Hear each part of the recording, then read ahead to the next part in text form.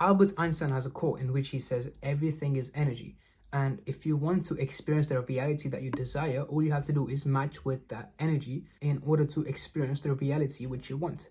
And when you realize that everything is energy, the video you're watching this phone on, the phone you're watching this video on, the things which are around you, the people that you hang out with, the things that you watch, everything is energy. And this energy can either heighten or lower your vibrational level. And what I mean by vibration is that you need to know that this whole universe or this whole world works in the law of magnetism, right? Everything sort of attracts to certain things, right? If you have positive vibrant energy, chances are you will attract positive vibrant people. If you have negative depressed energy, chances are you will attract negative depressed people, right?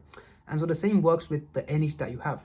If you are more in this agitated mood all the time, the chances are the people around you are also agitated, because either you got that agitated mood from them or they got that mood from you. And so it all starts from the thoughts that you have, right? The thoughts that you have turn into feelings. Those feelings that you have turn into emotions. Those emotions that you have turn into vibration. And the vibration becomes a magnet which you use to attract certain scenarios towards you. And these scenarios can either be desirable or not desirable at all. For example, the desirable scenario would be something which makes you happy, something that goes your way. If something doesn't go your way, chances are that in itself is not a bad thing, because that is there because there was a subconscious need for you to learn from that bad thing which had happened, and now you can experience the desirable reality that you want to experience, right? And so one habit which I've noticed in myself, or I've noticed when I was younger, is people pleasing, or pleasing other people, pleasing my parents, pleasing the teachers that I had in school, pleasing the friends that I have, right? Or even pleasing random strangers on the street. Come on, man, I was really doing that, you know what I'm saying? And then I questioned myself, why do I have this people pleasing trait? It's probably because of the surrounding which I grew up at, that kind of idolized people pleasing, because it got them to where they wanted to go, right? But the main purpose of me being a people pleaser, or like pleasing other people basically, is because of the social need that we all have, which is survival. Because every fear that we have, right? I know I'm speaking a bit too much, but every fear that we have is rooted within the fear of death. Let me ask you one thing, right? Let's say you dropped out of college, or you dropped out of school and you wanted to pursue your own goals, right? Number one thing would be you have the fear of, what if things don't work out? What if this doesn't go my way? What if that doesn't go my way? You will have people around you that are telling you, what are you doing? What's wrong with you? They're going to tell you all sort of like bullshit for what you're doing, right? And so what will happen now is people will try to warn you, and then you will have the fear of, you will have the thought, right? Be like, but people are telling me not to do this thing, but it's my goal. I should be doing that thing, right? You are going to be held back by these people because of your need for survival. Let's say you don't listen to these people, you follow your plan and your plan works, but then the people that were initially there are not there anymore.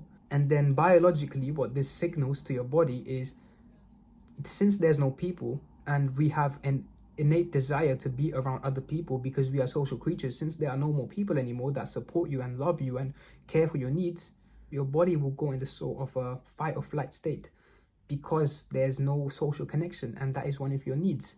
And if that need is not met, what will happen is, in the past days, right, if there was a tribe and he got kicked out, chances are you'll be alone, and you can't survive alone in like the cold winter, and someone has to hunt, someone has to do this, someone has to get the fire.